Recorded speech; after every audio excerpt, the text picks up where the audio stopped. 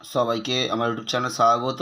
আজকে আলোচনা করব ক্যালকাটা ইউনিভার্সিটির সেমিস্টার 4 ও সেমিস্টার 6-এ অনেকেই তোমরা বাংলায় স্কিল পেপার রেখেছো এসএসসি B2 অর্থাৎ ব্যবহারিক বাংলা 2। তোমাদের এই পেপার থেকে আমি অনেক প্রশ্নের সাজেশান তোমাদেরকে উত্তরও দিয়েছি। সেমিস্টার 6-এর আলাদা সাজেশান করে দিয়েছিলাম এবং তোমাদের সেমিস্টার 4-এর জন্য আলাদা সাজেশান করে দিয়েছি।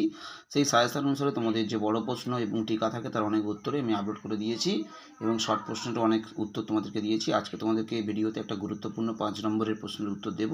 তোমরা প্রথম থেকে শেষ পর্যন্ত ভিডিওটা দেখো এবং উত্তরটা অবশ্যই তোমরা লিখে নাও।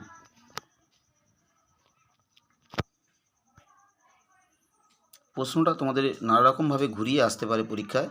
যেমন বিদেশি শব্দের বাংলা প্রতিপূর্ণীকরণে পশ্চিমবঙ্গ বাংলা একাডেমির নির্দেশ লেখো।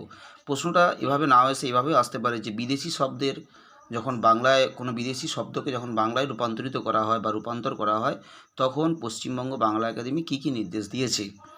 বা একই প্রশ্ন এরমভাবেও আসতে পারে বিদেশি শব্দের বানানবিধির ক্ষেত্রে পশ্চিমবঙ্গ বাংলা একাডেমির নির্দেশ কী, বা বিদেশি শব্দ ব্যবহারের সময় কী কী নিয়ম তোমাদেরকে মানতে হয় পশ্চিমবঙ্গ বাংলা একাডেমি সে প্রসঙ্গে কী কী নির্দেশ দিয়েছে তা লেখো। একই উত্তর। প্রতিবর্ণীকরণে শব্দটা ইউজ করে অনেকে হয়তো যারা সেমিস্টার 4-এ পড়ছে তোমরা হয়তো অনেকে বুঝতে পারছো না উত্তরটা কীভাবে লিখতে হবে। উত্তরটা একই।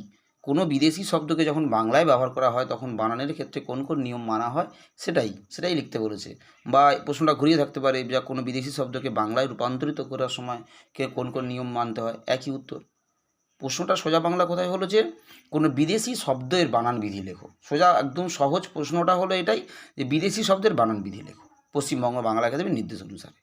এটাই হলো প্রশ্ন। সেই প্রশ্নটাকে ঘুরিয়ে কঠিন করে নানা রকমভাবে লেখা যায় যে রূপান্তরকরণের ফলে প্রতিবর্ণীকরণের ফলে সব একই উত্তর, আলাদা কোনো উত্তর নয়। সোজা বাংলা প্রশ্নটা হলো বিদেশি শব্দের বানান বিধি পশ্চিমবঙ্গ বাংলা একাডেমির নির্দেশ অনুসারে। এটাই তোমাদেরকে লিখতে হবে, আর কোনো কিছুই নয়। এর উত্তর আমি এর আগে যখন এখন যারা 6 সেম এক্সাম দিল তখন যারা 4 নম্বর সেমিস্টারে পড়তো অর্থাৎ আমি আগের বছরে এই প্রশ্নের উত্তর আমি দিয়েছিলাম। তোমরা এখন অনেকেই এই প্রশ্নের উত্তরটা চাইছো, কারণ তোমাদের এই প্রশ্নটা 2022 সালে এসেছিল এবং 2021 সালেও প্রশ্নটা এসেছিল অন্য সেমিস্টারে, সম্ভবত 6 সেমিস্টারে।